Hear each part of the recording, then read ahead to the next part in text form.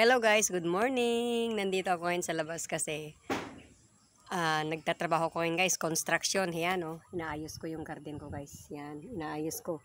Kasi plano ko magsemento ngayon dito sa gilid kasi inahalongkat ng aso. Meron lang akong i-share sa inyo guys na matagal ko nang gustong i-share yun yung nakaraan ko. Then yung, ibig sabihin, yung experience ko sa buhay ko about selos. Ang usapan natin ngayon ay about selos. About pag-iisip na masama tungkol sa asawa mo, sa partner mo, sa boyfriend mo, sa asawa mo. Yan, 'di ba? Kasi guys, alam niyo ba, mga anak, mga kapatid, kung nanonood ka man ngayon sa video ko at ikaw ay medyo selosa, ay para sa iyo ito. Kasi dati ganyan naman ako, guys. Dati ganyan naman ako, kapatid. Sobrang selos ko, sobrang pag-iisip. Alam niyo ba noon, nung mga bata pa kami, siyempre, di ba, kapag kabataan pa lang kayo na bagong kasal, siyempre, sobrang sensitive mo yan, lalo na kung mahal mo yung asawa mo, sobrang selos mo, di ba? Ganyan ako dati. Na meron lang siyang katabi or kausap, laging naisip, sabi ko, baka babae niya yan o girlfriend niya, di ba? Pero ang masama yun na ugali ng isang babae, guys. Ngayon, alam nyo, nung naging OFW na ako, doon ko na-realize na, doon ko napatunayan na ang asawa ko ay tapat sa akin. Hindi naman, dati pa noon, natapat na siya sa akin kasi masipag, mapagmahal, di ba? Sa pamilya, sa mga anak. Alam nyo ba, guys, kapag gusto mong maging okay yung samahan nyo hanggang forever, hanggang pagtanda nyo. Kami ngayon ay 57 na ako. Magpi-57. Magpi-57 na kaming dalawa. Pero at least, nandyan pa rin yung respeto. Totoo, mayroon siyang pass. Pero hindi ko na yun sinasabi na yung may kabit ka, may ano. Kasi ayan ang dahilan ng away. Kapag sinasabi mo pa yung nakaraan, yung naalala mo yung mga nakaraan niya. Kasi minahal mo na isang tao. Kailangan lahat ng ugali niya, mahalin mo din, di ba? Kailangan ikaw din na babae ang mag-adjust o ikaw na lalaki, di ba? Gaya ng kayo mag-girlfriend, di ba? Siyempre, pares kayong may karanasan, mayroon kayong pamilya, tapos nagmahalan kayo ulit, di ba? Tapos kapag nagmahalan na kayo, nandiyan yung number 1 yung trust, yung tiwala, respeto sa isa't isa. Di ba? Sabi mo, kung mahal mo yung isang tao, kailangan mahalin mo rin kung ano yung nakaraan niya, hayaan mo na yun, huwag mo nang isipin yun, kalimutan mo na kasi gusto na niyang magbago sa buhay, gusto na niyang mabago yung buhay niya na hindi katulad nung unang panahon na yung naging buhay niya ay masama, masakit. Ngayon na siya, nagbago na siya. Kaya natural naman yung isang lalaki o isang babae na may kaibigan, pero hindi naman yung sabihin na kapag nakipag-usap ka sa isang lalaki o isang babae ay meron na kayong atensyon na iba na masama, 'di ba? Ma-realize mo din at saka isa pa, maramdaman mo din ang isang tao, isang partner mo, isang asawa mo kung gumagawa ng kalokohan, 'di ba? Alam mo guys, ang isang tao, ang isang asawa, kapag gumagawa ng kalokohan, maraming lihim yan sa'yo. Yan, number 1, nilalagyan niya ng password yung cellphone, hindi mo mabuksan. Anong dahilan na lalagyan niya ng password yung cellphone niya? Para hindi mo mabuksan, para hindi mo makita yung sekreto niya. Kapag gano'n na yung asawa mo, o ikaw din na babae, nilalagyan mo ng password.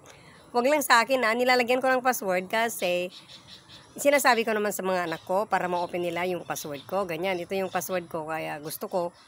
Kasi ako, pag may mga bata, nakikialaman nila. Pero alam nila lahat, ako hindi ko nililihim. Alam nyo guys, ang isang selos ay laking problema sa buhay natin yan. Yan ang dahilan kung bakit kayo naghiwalay ng asawa mo or pamilya mo. Kasi ang selos guys, alam niyo ba, ang selos, napakahirap. Baka mayroon pang mamatay sa inyo na kayong mag-asawa o pamilya na may damay. Di ba ang hirap?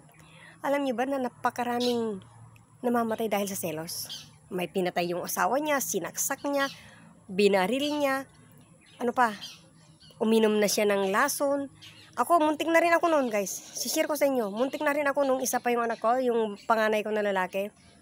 Sa sobrang depressed ko kasi, dala-dalawa yung boss niya, yung asawa ko, para kumita siya ng pera. Dahil, siyempre, may mga anak na kami, kailangan kumayod para sa mga anak namin, sa buhay namin.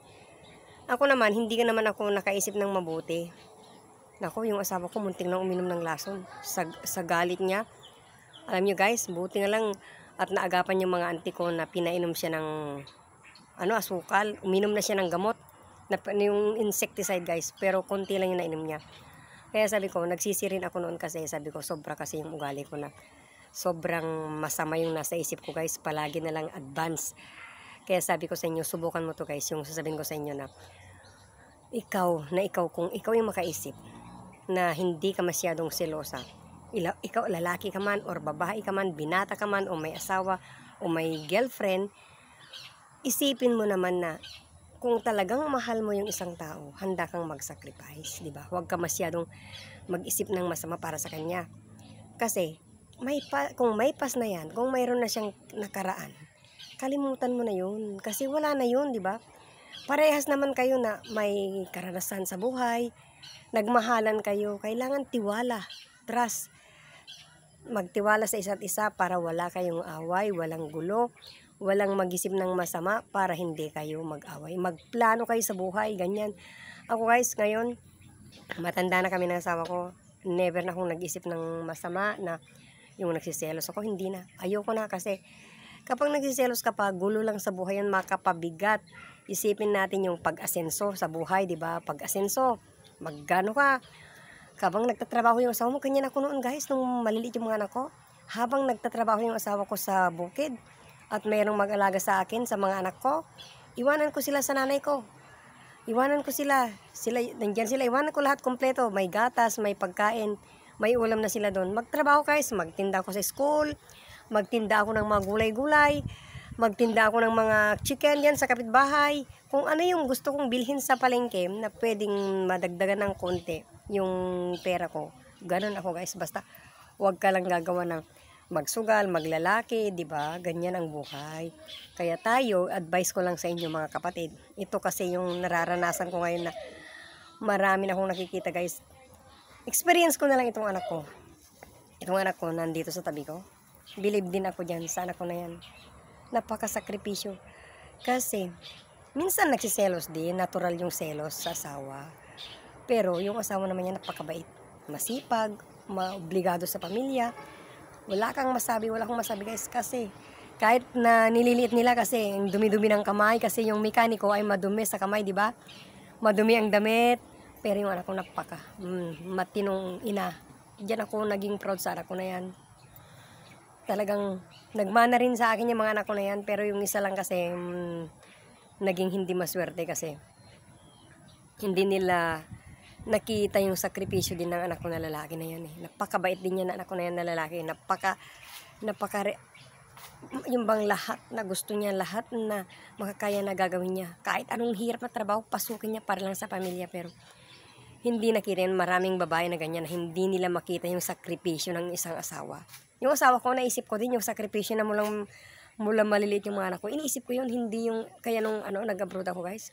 Yung pera ko, hindi ko inisip mag-ipon. Bili nyo ng pagkain nyo, magkain kayo ng gusto nyo, para sa ganun, maranasan naman nila yung hindi nila naranasan noon, di ba? Kasi kasama ko din, sobrang hirap din noon, nung maliliit pa yung mga anak ko, grabe, doble kayod yan. Basta trabaho, wala siyang iniwasan hanggang ngayon, ganyan siya. Ganyan ang ama, ganyan ang ina.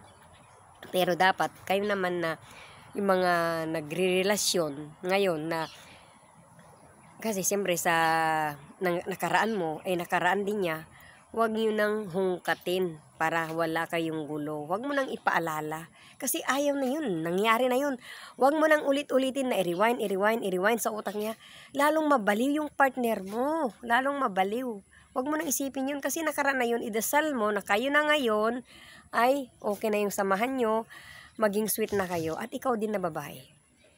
Dapat ikaw ang mag-adjust sa lalaki. At ikaw din, kahit din ikaw na lalaki, kung ikaw ang nakapag-isip ng mabuti para ayaw mong masira yung pamilya mo, mag-isip ka din, huwag masyadong mega, huwag masyadong matapang, huwag masyadong ma-high pride. Mapakumbaba ka lang, ganyan ang mag-asawa, mag-partner, mag-boyfriend. Kapag kayo na ay naging umasenso sa buhay, nako, nagbunga na yung ginawa mong mabuti sa partner mo, di ba? Ganyan lang guys. Ako, yan lang i-share ko sa inyo. Kaya bawal magselos ngayon. Bawal mag-isip ng masama sa partner, ha? Ayan, advice ni Lola Lydia yan. Nako, gayahin nyo ako, tingnan nyo ako. hindi na ako nagsiselos. Wala nang selosan, di ba? Ganyan lang guys. Bye-bye. Oh, yan, enjoy.